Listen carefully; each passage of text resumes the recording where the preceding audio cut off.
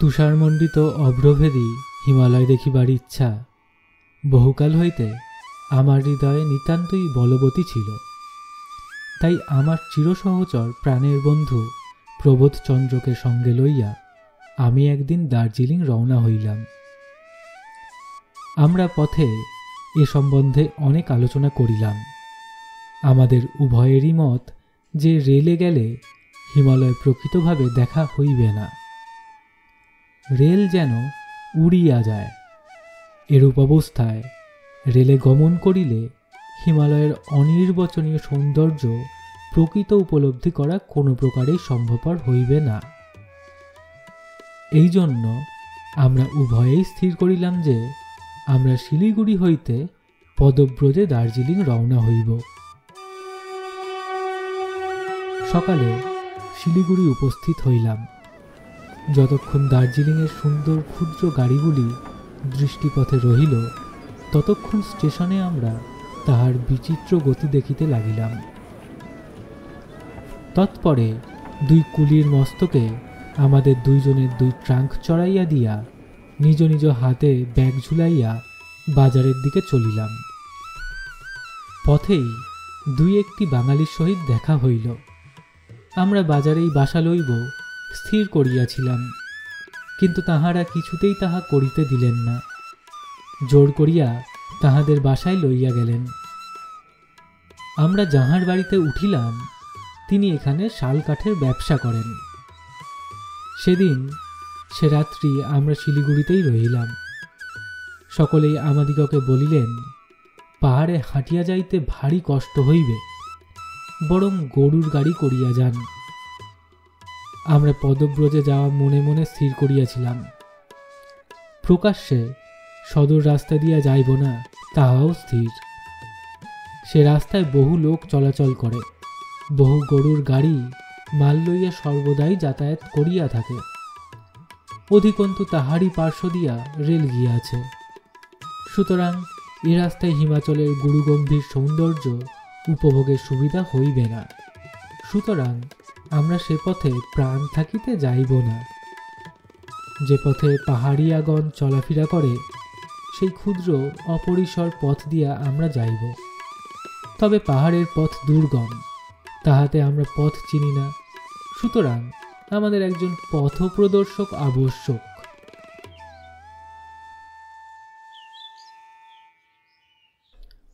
অর্থে কি না হয়, আমাদের নূতন বন্ধুদিগের অনুগ্রহে আমরা তাহাদের বিশ্বাসী একজন মহাবলবান ভুটিয়া পথপ্রদর্শক পাইলাম। সে তাহার 3 জন বিশ্বাসী কুলি সংগ্রহ করিল। পরদিবস অতি প্রত্যুষে কুলির মস্তকে দ্রব্যাদি দিয়া ভগবানের নাম মনে মনে উচ্চারণ করিয়া আমরা যাত্রা করিলাম। প্রথমে আমাদের অগ্রে কোমরে 2 খুকরি, হস্তে এক বৃহৎ লগুর ভুটিয়া থম্বি মেনা।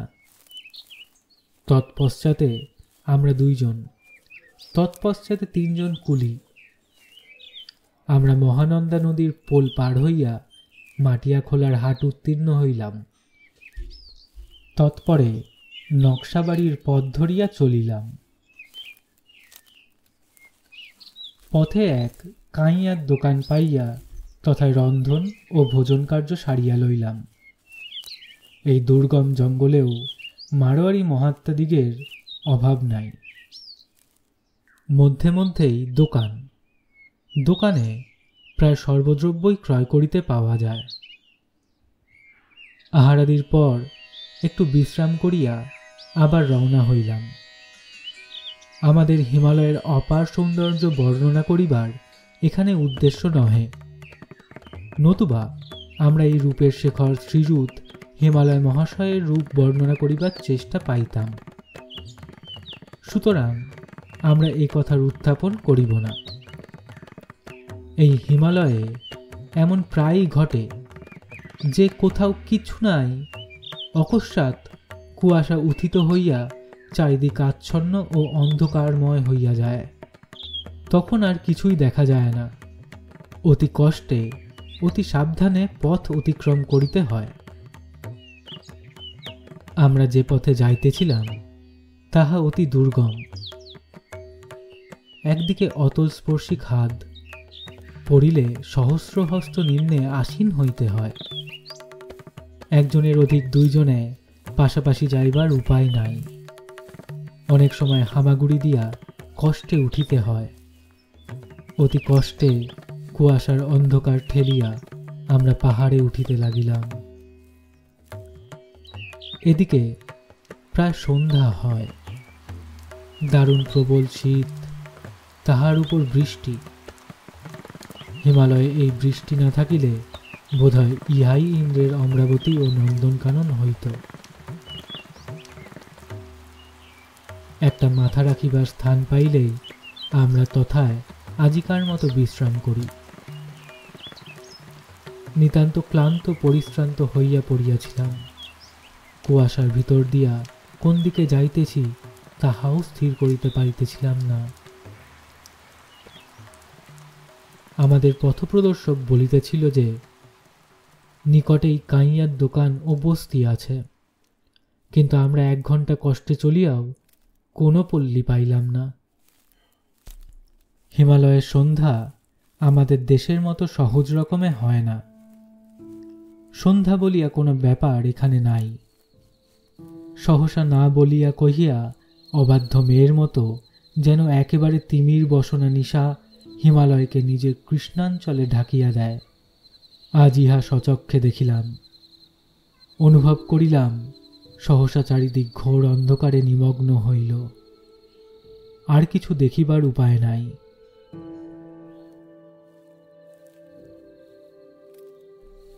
আমাদের পথপ্রদর্শক উচ্চৈস্বরে নানাবিধ শব্দ করিতে করিতে চলিল। আমরা তাহার গলার স্বর অনুসরণ করিয়া হাতড়াইয়া হাতড়াইয়া চলিলাম।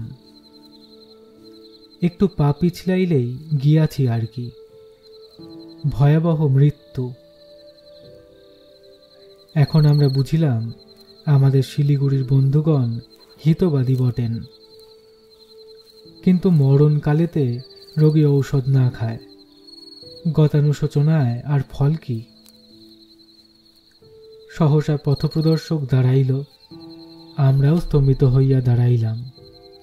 তখন বুঝিলাম সে নিজেই অন্ধকারে পথ হারাইয়াছে, গ্রামের পথে না গিয়া অন্য পথে আসিয়াছে, দুর্গম পাহাড়ের দুর্গমতম স্থানে আসিয়া পড়িয়াছে। কোন দিকে কোথায় যাইবে স্থির করিতে পারিতেছে না। সে নিজে এ কথা স্বীকার না করিলেও তাহার গলার স্বরে আমাদের বেশ উপলব্ধি হইতেছিল। তখন আমাদের হৃদয়ের ভিতর হৃদয় বসিয়া গেল। বুঝিলাম রাত্রেই পাহাড়ের দুর্গম জঙ্গল মধ্যেই আজ রাত্রি কাটাইতে হইবে।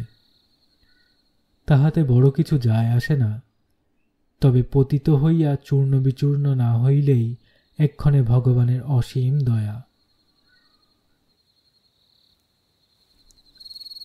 থম্বিমেনা বলিল, ফিরিয়া এই পথে একটু নামিয়া গেলেই একটা বস্তি পাইব। অগত্যা তাহাই করা শ্রেয় ভাবিয়া আমরা ফিরিলাম।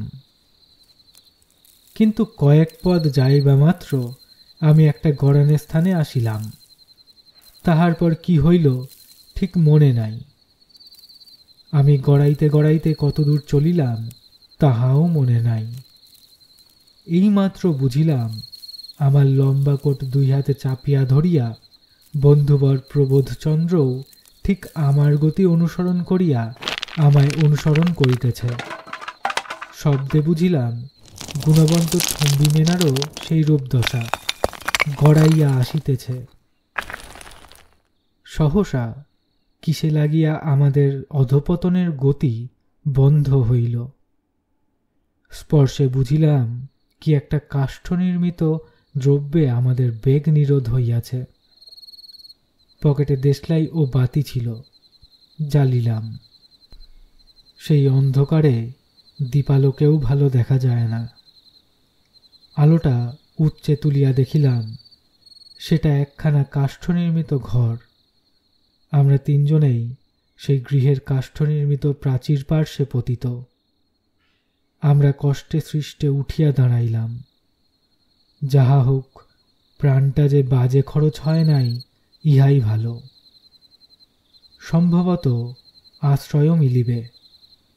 এ গৃহে যেই থাকুক না কেন, এ অবস্থায় আশ্রয় দিতে কখনো অসম্মত হইবে না। আমরা আলো ধরিয়া ধরিয়া গৃহের দ্বারে আসিলাম। দরজা বন্ধ। আমি দরজায় করাঘাত করিলাম। কেহ উত্তর দিল না। এবার আমি আরো বেশি রকম শব্দ করিয়া সবলে করাঘাত করিলাম। তবুও কেহ উত্তর দিল না। তখন আমি দরজা ঠেলিয়া খুলিয়া ফেলিলাম। কর শব্দ করিয়া দরজা খুলিয়া গেল। ভেতরে বাহির হইতেও অন্ধকার। আমি আলো লইয়া ভিতরে প্রবেশ করিলাম। প্রবোধ ও থম্বিমেনা আমার পশ্চাৎ পশ্চাৎ আসিল। কিন্তু তৎপরে এক অভূতপূর্ব ব্যাপার ঘটিল। থম্বিমেনা বিকট চিৎকার করিয়া উঠিল। তারপরে ছুটিয়া অন্ধকারে অন্তর্হিত হইল। আমরা উভয়ে বিস্মিত হইয়া তাহাকে উচ্চস্বরে ডাকিতে লাগিলাম। কিন্তু অন্ধকার হইতে কেবল একটা ভীতিব্যঞ্জক আর্তরব আমাদের কর্ণে প্রবেশ করিল। আমরা কেবলমাত্র সেই শব্দের এইমাত্র বুঝিলাম। প্রবোধ বলিল, বোধহয় এখানকার লোকের বিশ্বাস এই বাড়িতে ভূত আছে। পাহাড়ি মাত্রেই ভূত বড় বিশ্বাস করে। যাই হোক, খাদে পড়িয়া যে আজ প্রাণটা যায় নাই, এই জন্য ভগবানকে ধন্যবাদ দিই। শীতে বুক গুড়গুড় করিতেছে, এ আশ্রয় ভগবান মিলাইয়া দিয়াছেন। এখন কাঠকুটা সংগ্রহ করিয়া আগুন জ্বালা যাক। আলো দেখিলে কুলি দুইটা আর গুণবন্ত থম্বিবে না, প্রাণের দায়ে এখানে আবার ফিরিয়া আসিতে পথ পাইবে না।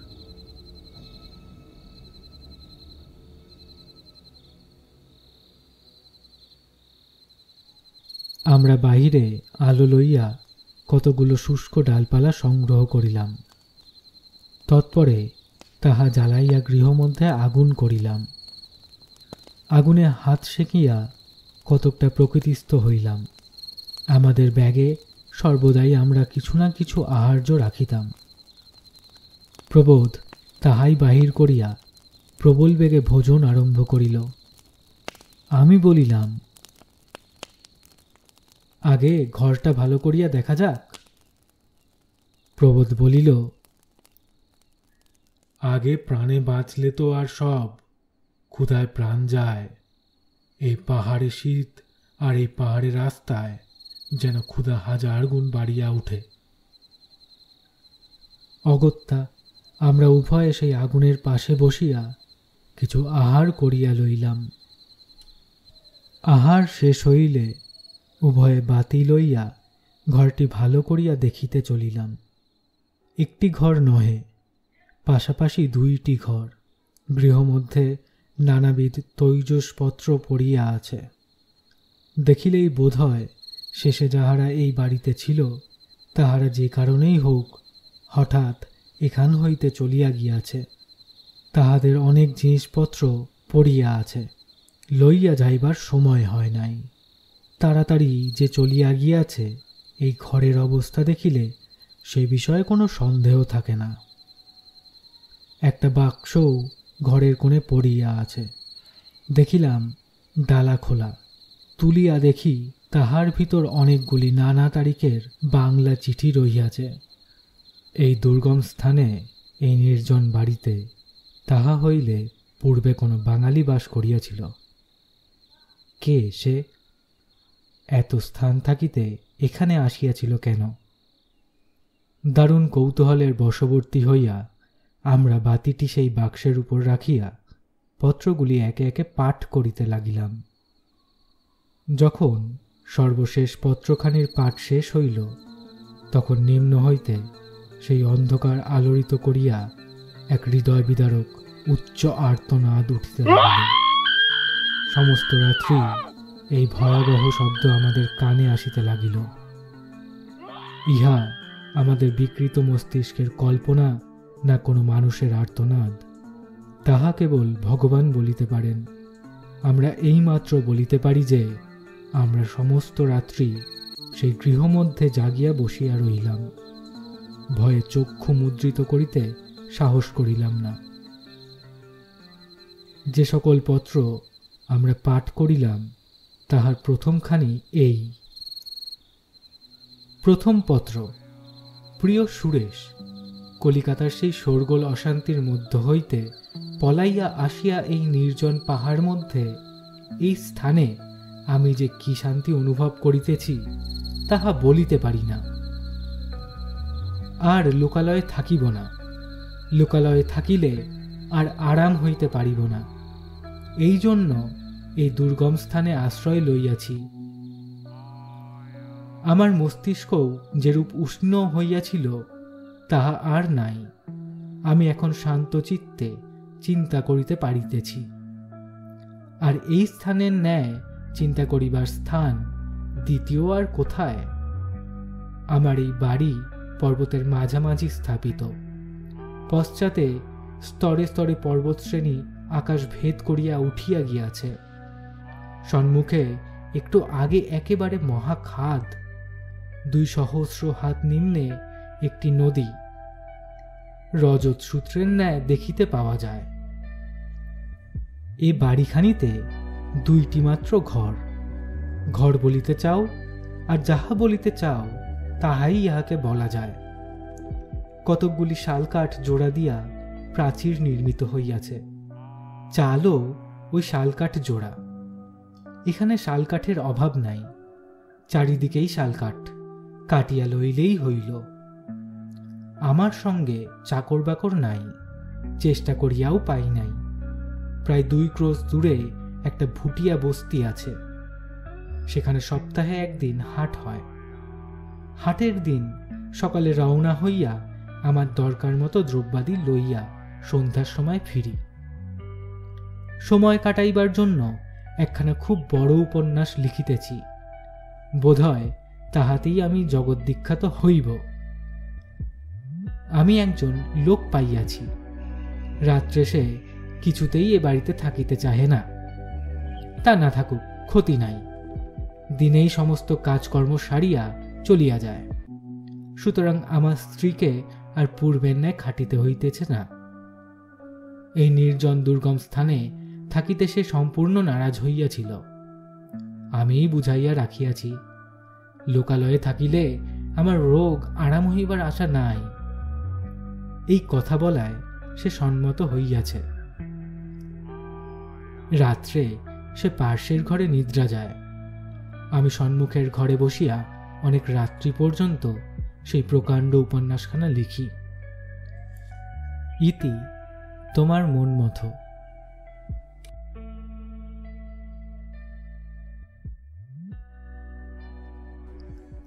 দ্বিতীয় পত্রে কেবল সেই উপন্যাসের কথা এবং সেই উপন্যাসের প্রশংসার ভাগই অধিক।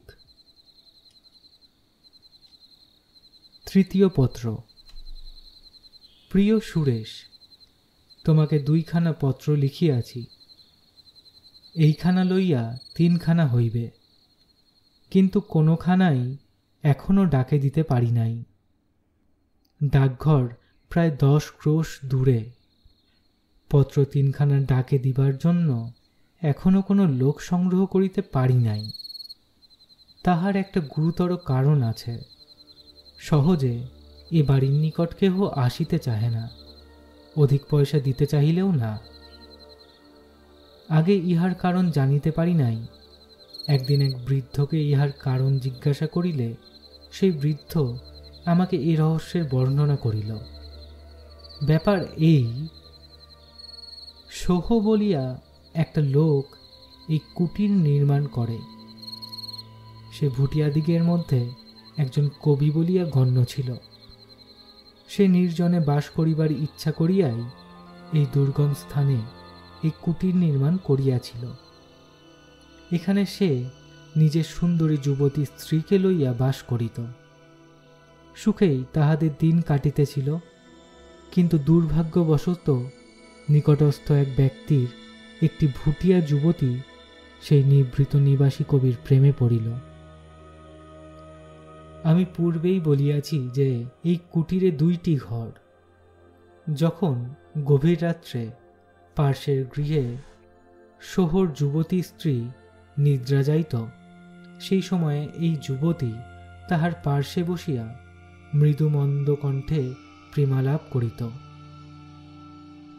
একদিন রাত্রে তাহার স্ত্রী সমস্তই জানিতে পারিল, কিন্তু কোনো কথা কহিল না।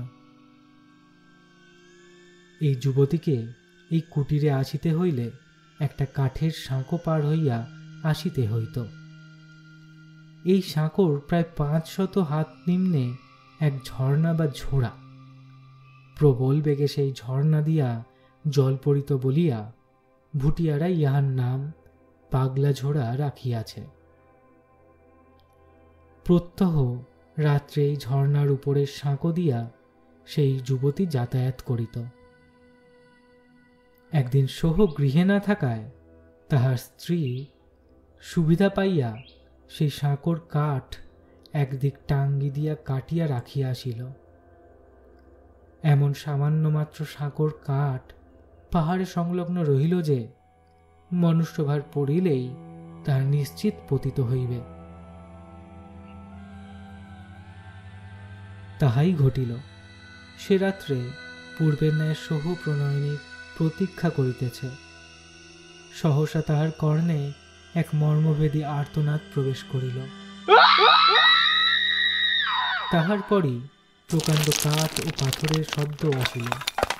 তাহার প্রণয়িনী 500 হস্ত নিম্নে পাগলা ঝোড়ায় বিসর্জিত হইয়াছে। কে এই কাজ করিয়াছে তাহা সোহর বুঝিতে বিলম্ব হইল না। ইহার ফলে একদিন সোহ ও তাহার স্ত্রী উভয়েই গভীর খাদে পতিত হইল। সোহ তার স্ত্রীর গলা টিপিয়া তাহাকে হত্যা করিতে চেষ্টা পাইয়াছিল, কিন্তু ভুটিয়া স্ত্রীলোকদিগের দেহে অসীম বল। সোহর স্ত্রী তাহাকে টানিতে টানিতে খাদের নিকট লইয়া আইসে। তথাপি সোহ তাহার গলা হইতে হাত অপসারিত করিল না। তাহার স্ত্রীর চক্ষু কপালে উঠিল, তাহার জিহ্বা বাহির হইয়া পড়িল, তবুও সে তাহার স্বামীকে ছাড়িল না। উভয়েই 2 সহস্র হাত নিম্নে গিয়া চূর্ণ বিচূর্ণ হইল। এতদূর বলিয়া বৃদ্ধ ফুটিয়া বলিল, সেই পর্যন্ত সোহর প্রণয়িনী সোহর বাড়িতে প্রেত হইয়া আইসে। ভিতরে আলো দেখিলে সে দরজায় আঘাত করে, তাহাকে ভিতরে প্রবেশ করিতে না দেয় এমন সাধ্য কাহারও নাই। অনেকে এই বাড়িতে বাস করিতে ইচ্ছা করিয়াছে, কিন্তু এ বাড়িতে যে বাস করে তাহারই মৃত্যু হয়। এই জন্যই এই সোহ প্রণয়িনীর ভূতের জন্য কেহ সাহস করিয়া এখানে আসে না। আমার দ্রব্যাদি হাট হইতে আমাকেই নিজে আনিতে হয়। এই জন্যই এ পর্যন্ত পত্র ডাকে পাঠাইতে পারি নাই। ইতি তোমার মন মতো। চতুর্থ পত্র। প্রিয় সুরেশ, দেশে হইলে এ কথা আমি হাসিয়া উড়াইয়া দিতাম। বোধ হয় অর্ধঘণ্টার মধ্যেই এ কথা একেবারেই ভুলিয়া যাইতাম, কিন্তু এই নির্জন দুর্গম স্থানে ভূতের কথা সহজে বিস্মৃত হওয়া যায় না। রাত্রে অনেক রাত্রি পর্যন্ত বসিয়া আমার সেই বিরাট উপন্যাসখানা আমি প্রত্যহ লিখিয়া থাকি, কিন্তু বৃদ্ধ ফুটিয়ার নিকট এই কথা শোনা পর্যন্ত রাত্রে আমার লেখা একরূপ বন্ধ হইয়া গিয়াছে। তুমি শুনিলে নিশ্চয়ই মনে মনে হাসিবে, কিন্তু সত্য গোপন করাও ঠিক নহে। প্রকৃতই সেই দিন হইতে রাত্রে লিখিতে লিখিতে মধ্যে মধ্যে লেখা বন্ধ করিয়া আমি কান পাতিয়া শুনিতাম দরজায় কেহ ঘা মারিতেছে কিনা। যথার্থই কি আমার মাথা খারাপ হইয়া যাইতেছে? ইহারই মধ্যে যেন সোহর প্রণয়িনী আমার স্কন্ধে ভর করিয়াছে। হাসিও না। এ নির্জন দুর্গম লোকশূন্য স্থানে সকলই সম্ভব। তোমার সেখানে যাহা হাস্যজনক, এখানে তাহা ভীতিপ্রদ। কাল যাহা ঘটিয়াছে তাহাতে আমারও যে বুদ্ধি ভ্রংশ হইতেছে, মাথা খারাপ হইয়া আসিতেছে, তাহা আমারই নিজের বিশ্বাস হইয়াছে। সন্ধ্যার সময়ে আমি কুটিরের বাইরে বেড়াইতেছি। বেড়াইতে বেড়াইতে সেই ভগ্ন সাঁকোর নিকট আসিয়া দাঁড়াইলাম। উঁকি মারিয়া সাঁকোটির নিম্নস্থ পাগলা ঝোড়ো দেখিতেছিলাম। সহসা মাথা তুলিয়া দেখিলাম দূরে সুন্দর বনফুলে সজ্জিত একটি পাহাড়িয়া যুবতী দাঁড়াইয়া রহিয়াছে। তখন চারদিক ধীরে ধীরে অন্ধকারে আচ্ছন্ন হইয়া আসিতেছিল। এখানে এই কুটিরের এত নিকটে এ পর্যন্ত আমি কোনো স্ত্রীলোক বা পুরুষ জনপ্রাণী দেখিতে পাই নাই। এখান হইতে লোকালয় 2 ক্রোশের নিকটে নহে। রাত্রে এই দুর্গম পথ দিয়া কাহারও গমন করা সম্ভব নহে। তবে এ তরুণী কে? এ এখনো এখানে কেন? আমি তাহার দৃষ্টি আকর্ষণের জন্য কণ্ঠ পরিষ্কারের অব্যক্ত শব্দ করিলাম, তথাপি সে নড়িল না। আমি ডাকিলাম, তবুও সে নড়িল না। এই দুর্গম পর্বতে আমার গলার শব্দ তাহার নিকট পৌঁছিতেছে না ভাবিয়া আমি তাহাকে হাত নাড়িয়া ডাকিলাম। তখন সে ধীরে ধীরে অন্ধকারে মিশিয়া গেল। আমি গৃহের দিকে ফিরিলাম। আমার শিরায় শিরায় যেন কে বরফের প্রবাহ ছাড়িয়া দিল। কেন আমার এভাব হইল তাহা বুঝিতে পারিলাম না। তবে কি মনুষ্য নহে? এ কি সেই সহপ্রণয়িনী? ইতি তোমার মন মত। পঞ্চম পত্র। পূর্বোক্ত পত্রের 11 দিন পরে লিখিত।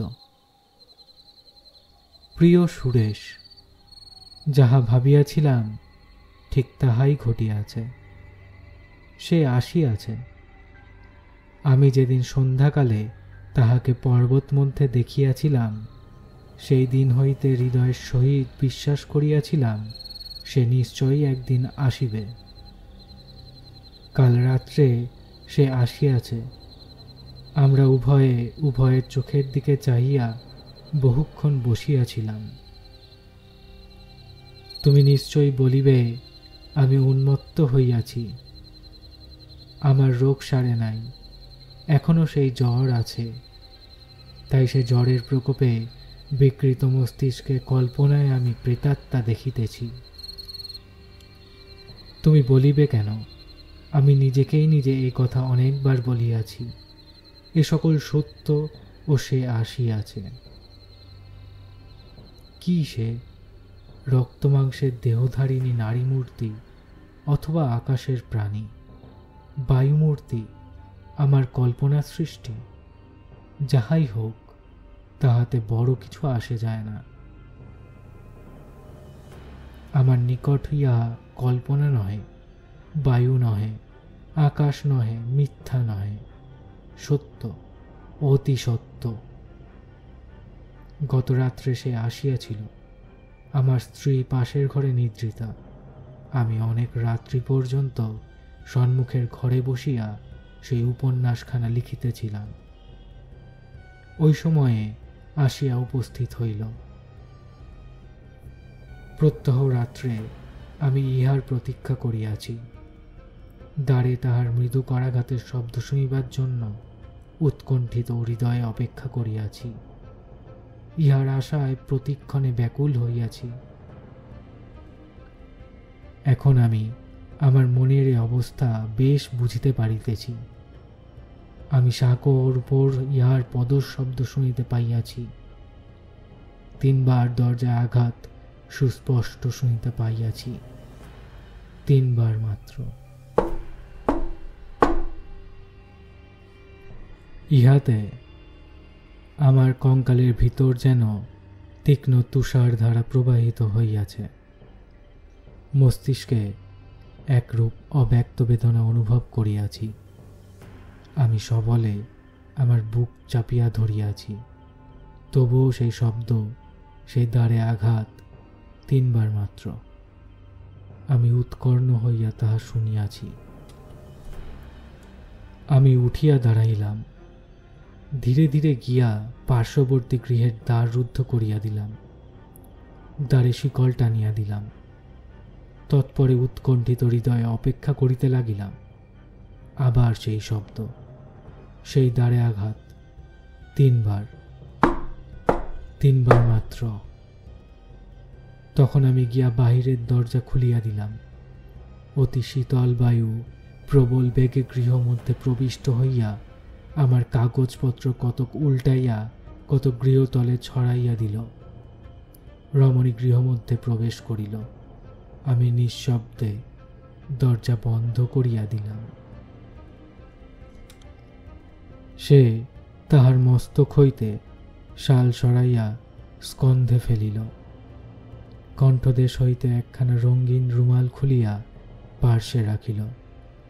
তাহার পর আমার সম্মুখে আগুনের কাছে আসিয়া বসিল। আমি দেখিলাম তাহার উন্মুক্ত পা দুখানি তখনও শিশির সিক্ত রহিয়াছে। আমি তাহার সম্মুখে বসিলাম। বিস্ফারিত নয়নে মন্ত্রমুগ্ধের ন্যায় তাহার মুখের দিকে চাহিয়া রহিলাম। সে আমার দিকে চাহিয়া মৃদু মধুর হাসিল। সে হাসি মধুর, অথচ বিস্ময়কর, যেন ধূর্ততা শঠতা তাহাতে মাখা। সেই হাসিতে আমি আত্মহারা হইলাম। আমার হিতাহিত জ্ঞান লোপ পাইল। আমি তাহাকে সর্বস্ব দিতে প্রস্তুত, সর্বত্যাগী হইতে প্রস্তুত। সে কথা কহিল না, নড়িলও না। আমি তাহার কথা শুনিবার কোনো আবশ্যকতা মনে করিলাম না। সেই বিল্লল চোখ, সেই চপল দৃষ্টি, তাহাই যেন আমার সহিত কত প্রাণের কথা কহিতে লাগিল। সে আমার দিকে চাহিয়া আছে, আমি তাহার দিকে চাহিয়া আছি। তাহার চক্ষু আমার চক্ষুর সহিত, আমার চক্ষু তাহার চক্ষুর সহিত পরস্পর সম্মিলিত। সে আনন্দ, সে সুখ, সে যে কি, তাহা বর্ণনা করিবার ক্ষমতা আমার নাই। আমি কতক্ষণ এইরূপভাবে বসিয়াছিলাম বলিতে পারি না। সহসা সে নিজের বুকের কাছে একটা হাত তুলিয়া অত্যন্ত মনোযোগের সহিত কান পাতিয়া কি শুনিতে লাগিল। তখনই পার্শ্বস্থ গৃহ হইতে একটা অতি মৃদু শব্দ কানে আসিল। অমনি সেই অপরিচিতা বামা সত্বর সেই শালখানা তাহার মাথায় টানিয়া দিয়া উঠিয়া দাঁড়াইল। তৎপরে অতি দ্রুত পদে দরজা খুলিয়া গৃহ হইতে বাহির হইয়া গেল। যাইবার সময় দরজা বন্ধ করিয়া দিয়া গেল। আমি ভিতরের ঘরের শিকল খুলিয়া কান পাতিয়া শুনিলাম কোনো শব্দ নাই। তখন আমি ধীরে ধীরে ফিরিয়া আসিয়া বসিলাম। তাহার পর বোধ হয় সেই স্থানেই ঘুমাইয়া পড়িয়াছিলাম। ঘুম ভাঙিবা মাত্র আমার মনে হইল যে রমণী রাত্রে রুমালখানি লইয়া যাইতে ভুলিয়া গিয়াছিল। সে যেখানে বসিয়াছিল তাহার চলিয়া যাইবার পরও আমি তথায় রুমালখানি দেখিয়াছিলাম। তাহাই ঘুম ভাঙিবা মাত্র সেখানে লুকাইয়া রাখিব বলিয়া সেই দিকে চাহিলাম। দেখিলাম রুমাল তথায় নাই। আমার স্ত্রী ঘর ঝাড় দিয়া সমস্ত পরিষ্কার পরিচ্ছন্ন করিয়াছে। আমার চায়ের জল গরম করিতেছে। সে আমার দিকে 2-1 বার চাহিল। আমি তাহাকে এমন করিয়া চাহিতে আর কখনো দেখি নাই। কিন্তু সে কোনো কথা কহিল না, রুমালের কথাও কিছু বলিল না। তাহাতেই আমার মনে হইল যে আমি স্বপ্ন দেখিয়াছি মাত্র। কাল রাত্রে যাহা সত্য ভাবিয়াছিলাম তাহা আর কিছু নয়, স্বপ্ন মাত্র। কিন্তু অপরাহ্নে আমি একবার বাহির হইতে দেখিলাম আমার স্ত্রী সেই রুমালখানি হাতে লইয়া বিশেষ করিয়া দেখিতেছে। তাহার মুখ অপর দিকে ছিল, সুতরাং সে আমাকে দেখিতে পাইল না। আমি স্পষ্ট দেখিলাম সে বিশেষ লক্ষ্য করিয়া রুমালখানা দেখিতেছে। আমি কতবার মনে করিলাম যে রুমালখানা আমার স্ত্রীরই। কাল রাত্রে যাহা দেখিয়াছি তাহা সমস্তই আমার কল্পনা, স্বপ্ন মাত্র। আর তাহা যদি না হয়, তবে কাল রাত্রে যে আসিয়াছিল সে প্রেতাত্মা নহে, প্রকৃতই কোনো স্ত্রীলোক। কিন্তু মানুষ মানুষে চিনিতে পারে, বুঝিতে পারে। কাল রাত্রে যে আমার সম্মুখে বসিয়াছিল সে রক্ত মাংসের কোনো জীব নহে, ইহা আমি বেশ হৃদয়ঙ্গম করিয়াছিলাম। সম্ভবত সে কোনো স্ত্রীলোক হইতে পারে। এখান হইতে 2 ক্রোশের মধ্যে কোনো বস্তি বা লোকালয় নাই। দিনে এই পার্বত্য পথে চলাফেরা বিপজ্জনক, রাত্রে অসম্ভব। কোন স্ত্রীলোক অন্ধকার রাত্রে এই ভয়াবহ কঠিন পর্বত পথে আসিতে সাহস করিবে? তাহাতে ঘোর অন্ধকার, দারুণ শীত। কোন স্ত্রীলোকের এই দুর্গম স্থানে এই কুটিরে আগমন একেবারেই অসম্ভব। আরও কারণ, কোন স্ত্রীলোকের উপস্থিতিতে শিরায় শিরায় অস্থিমজ্জায় গলিত তুষারস্রোত প্রবাহিত হয়। যাহাই হোক, সে যেই হোক, সে যদি একবার আসে, তাহা হইলে তাহার সহিত কথা কহিব। আমি হাত বাড়াইয়া তাহাকে ধরিব। তাহা হইলেই দেখিতে পাইব সে রক্তমাংসের জীব না বায়ু, কেবল কল্পনা, কেবল শূন্য, একটা ছায়া মাত্র। ইতি তোমার মন মতো।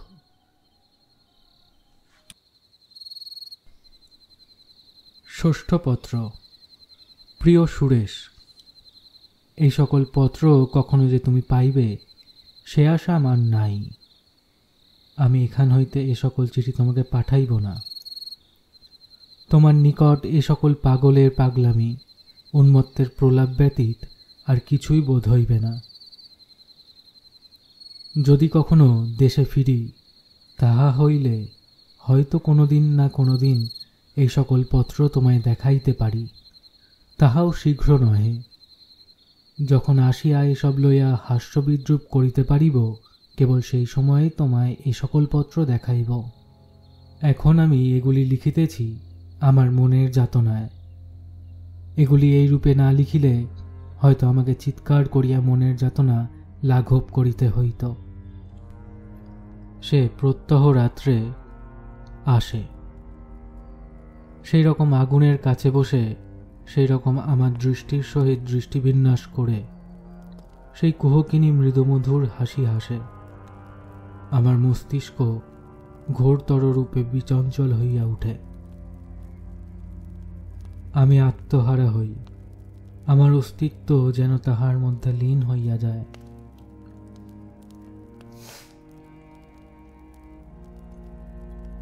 এখন আমার লেখা সম্পূর্ণই বন্ধ হইয়া গিয়াছে, লিখিবার চেষ্টাও করি না। আমি সাঁকোর উপর তাহার শুভাগমনের পদশব্দ, ঘাসের উপর পদশব্দ, দরজায় মৃদু করাঘাতের শব্দ শুনিবার জন্য ব্যাকুল চিত্তে উৎকর্ণ হইয়া থাকি। সে আসিলে সেই ভাব আমি আর কথা কহিতে পারি না। আমি আর আমাতে আমি থাকি না, কোনো কথাই আর মনে হয় না। সেও কোনো কথা কহে না, কেবল সেই রূপ ভাবে চাইয়া থাকে, সেই রূপ হাসি হাসে। প্রত্যহ আমি মনে করি আজ সে আসিলে আমি নিশ্চয়ই তাহার সহিত কথা কহিব, নিশ্চয়ই তাহাকে স্পর্শ করিব।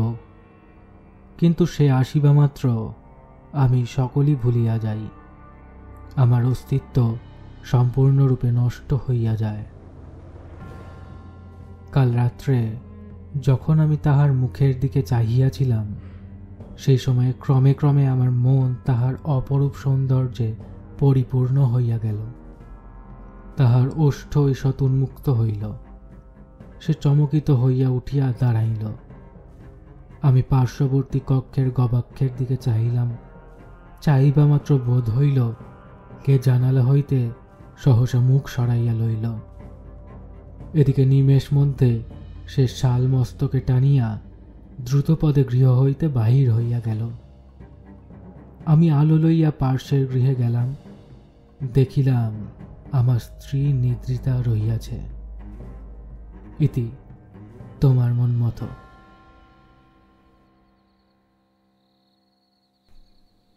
সপ্তম পত্র।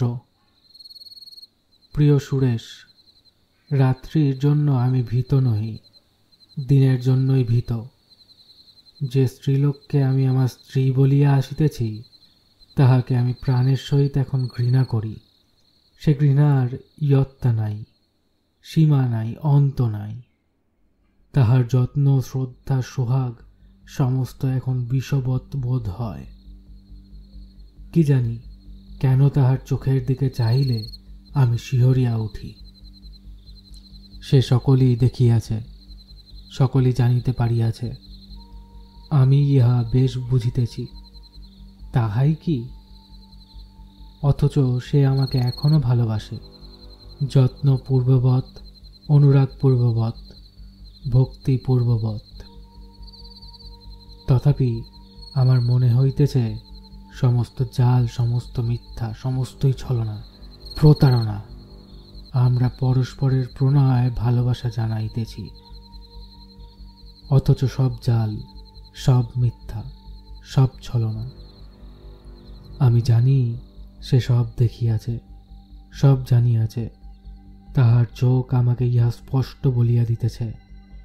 আমি জানি সে কেন এই ভীষণ প্রতিহিংসার আয়োজন করিতেছে। ইতি তোমার মন মতো।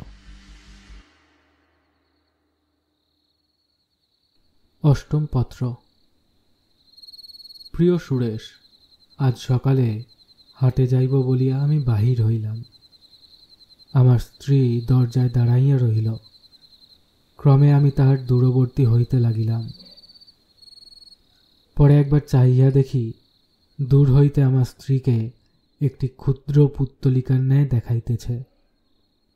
অবশেষে পর্বত বেষ্টন করায় আর তাহাকে দেখিতে পাইলাম না।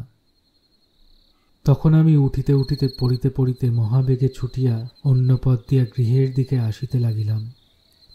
পার্বত্য পথ সহজ নহে। কত উঠিয়া পড়িয়া তবে অন্য দিক দিয়া আমার গৃহের নিকট আসিলাম। তথা এক বৃহৎ প্রস্তরখণ্ডের পার্শ্বে লুক্কায়িত থাকিয়া আমার গৃহ প্রতি সতর্ক দৃষ্টি রাখিলাম।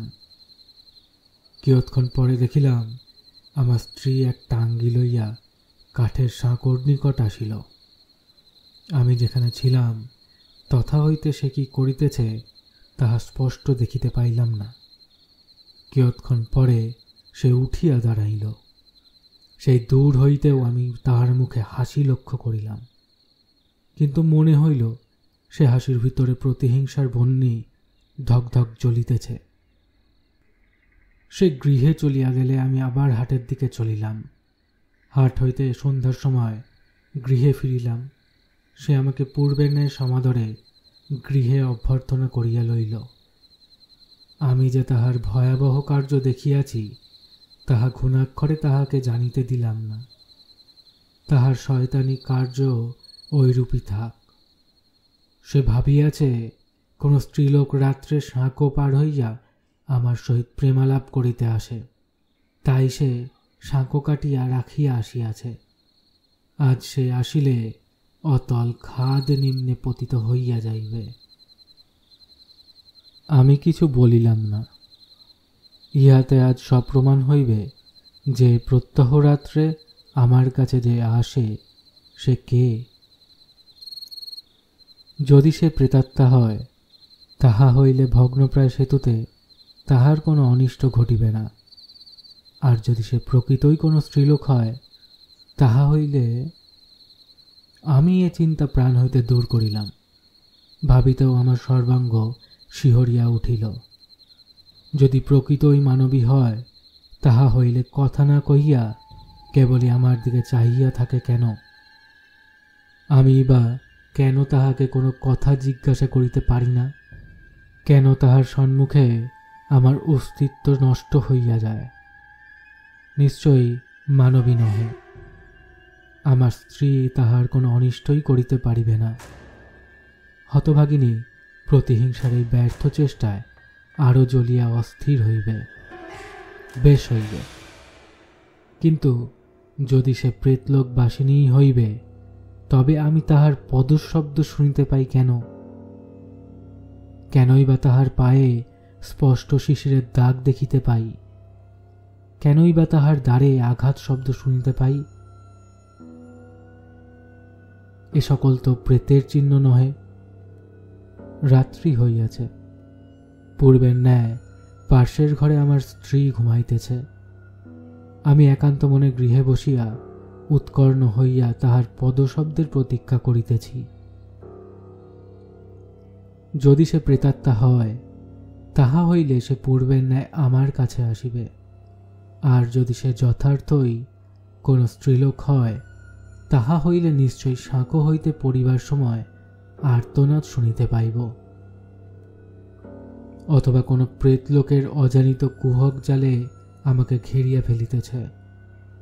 সহসা একি এ প্রেতাত্মার বিদ্রূপ! আমি শুনিয়াছি, আমি সেই ভয়াবহ আর্তনাদ এইমাত্র শুনিয়াছি। হৃদয়ভেদী, গগনভেদী আর্তনাদ আমি শুনিয়াছি। আকাশ পাতাল প্রকম্পিত করিয়া, অন্ধকার রাশি আলোড়িত করিয়া সেই ভয়ানক আর্তনাদ সাকর নিকট হইতে উত্থিত হইল। সেই গভীর খাদ মধ্য হইতে উত্থিত হইয়া পর্বত শৃঙ্গে শৃঙ্গে প্রতিধ্বনিত হইতে লাগিল। সে আর্তনাদের বর্ণনা নাই। সে আর্তনাদ এখনো আমার কর্ণপথ দিয়া আমার শিরায় শিরায় শনিতের সহিত ছুটিতেছে। আমি গৃহ হইতে সবেগে বাহির হইলাম, সাঁকোর নিকটে আসিলাম। শুইয়া পাড়িয়া হাত বাড়াইয়া দেখিলাম সাঁকো আর নাই। নিচের দিকে চাইয়া দেখিলাম ঘোর অন্ধকার। সেই গভীর ঘোর অন্ধকারে পূর্ণ। কিছু দেখিবার উপায় নাই। প্রবল বেগে বাতাস বহিতেছে। আমি উচ্চৈস্বরে চিৎকার করিয়া ডাকিলাম।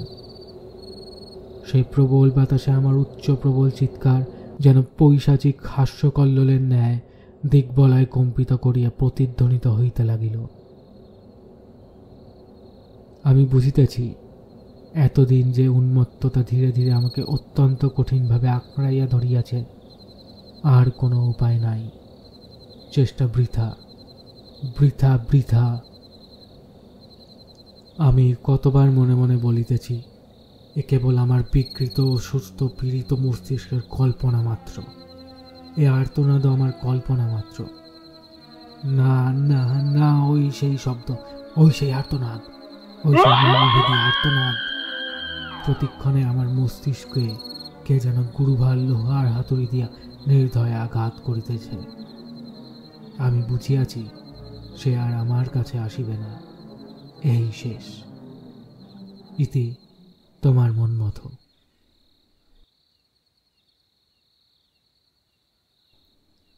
শেষ পত্র। প্রিয় সুরেশ, আমি একটা বড় খামে সমস্ত পত্রগুলি রাখিয়া তোমার ঠিকানা লিখিয়া যাইব। যদি কখনো কেহ এইখানে আসে, তাহা হইলে সে হয়তো তোমাকে এই পত্র পাঠাইয়া দিতে পারে। আমার লেখাপড়া বন্ধ হইয়া গিয়াছে। আমি আর আমার স্ত্রী, তোমাকে বুঝাইবার জন্য যাহাকে এখনো আমার স্ত্রী বলিতে হইতেছে, আমরা উভয়ে মুখোমুখি হইয়া বসিয়া থাকি। কেহ কোনো কথা কহি না। এ এক অতি আশ্চর্য পরিবর্তন। যখন কথা কহি, তখন এইরূপভাবে কথা কহি যেন আমাদের উভয়ের এই প্রথম দেখা সাক্ষাৎ হইয়াছে। যে দুই একটা কথা কহি, তাহাও আমাদের পরস্পর মনের ভাব গোপন করিবার জন্য। আমাদের উভয়ের কেহই আর পূর্বের মতো নাই। আমি সর্বদাই তাহার মুখে বিদ্রূপের হাসি দেখিতেছি। সহিয়া গোপন করিতে চেষ্টা পায়, কিন্তু আমি ইহা দেখিতেছি, তাহার চেষ্টা বৃথা। প্রত্যহ রাত্রে নির্জনে বসিয়া থাকিতে থাকিতে মনে হয় যেন সে পূর্বের ন্যায় দ্বারে আঘাত করিতেছে। আমি সত্বর গিয়া দরজা খুলিয়া দিই, কিন্তু কই, কেহ নাই, কেবল অন্ধকার। সেই অন্ধকারের ভিতর দিয়া গৃহ মধ্যে বাহিরের কতকটা শীতল বাতাস প্রবেশ করে মাত্র, আর কিছুই না। এই দুর্গম স্থানে বাস করিয়া আমি দানব হইয়াছি। ভালোবাসা ও ঘৃণা দুই ভয়াবহভাবে আমার হৃদয়ে উদ্বেলিত হইয়া আমার শিরায় শিরায় বিদ্যুৎ ছুটাইয়াছে। আমার মস্তকে শত শত চিতানল জ্বালাইয়া দিয়াছে। আমার লেখাপড়া, শিক্ষা, সদ্গুণ সমস্ত এই পাহাড়ের বাতাসে যেন আমার হৃদয় হইতে উড়িয়া গিয়াছে। আমি হিংস্র পশু হইয়াছি। কবে ইহার, এই স্ত্রীলোকের যে একসময় আমার স্ত্রী ছিল, তাহার কুসুম কোমল কণ্ঠদেশ আমার এই রোগ শীর্ণ কঙ্কালসার কঠিন অঙ্গুলি দ্বারা সবলে পেষণ করিব? তাহার চমৎকার চক্ষু ধীরে ধীরে মুদিত হইয়া আসিবে, তাহার ওষ্ঠাধর উন্মুক্ত হইবে, তাহার আরক্ত জিহ্বা লতাইয়া পড়িবে। কবে তাহার গলা ধীরে ধীরে জোরে জোরে আরো জোরে টিপিতে থাকিব। দেরি নাই, দেরি নাই, দেরি নাই। তাহার পর ধীরে ধীরে তাহার গলা ধরিয়া তাহাকে পশ্চাতে ঠেলিতে ঠেলিতে এই কুটির হইতে লইয়া যাইব। এই বন্ধুর কঠিন পাথরের উপর দিয়া লইয়া যাইব। এই খাদের নিকট আনিব। সে বড় বিদ্রুপের হাসি হাসিয়াছিল বটে, এবার হাসির পালা আমার।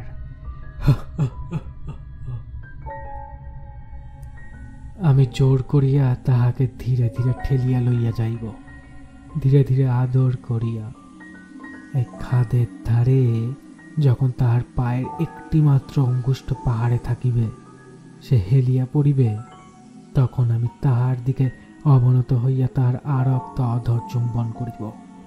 তাহার পর নিম্নে নিম্নে নিম্নে কুয়াশার মধ্য দিয়া লতা পাদপ গুল্ম ভেদ করিয়া পশু পক্ষীকে স্তম্ভিত করিয়া নিম্নে নিম্নে গভীরতর নিম্নে দুজনে একত্রে যাইব, যাইব, যাই, যতক্ষণ না তাহার সহিত মিলিত হই।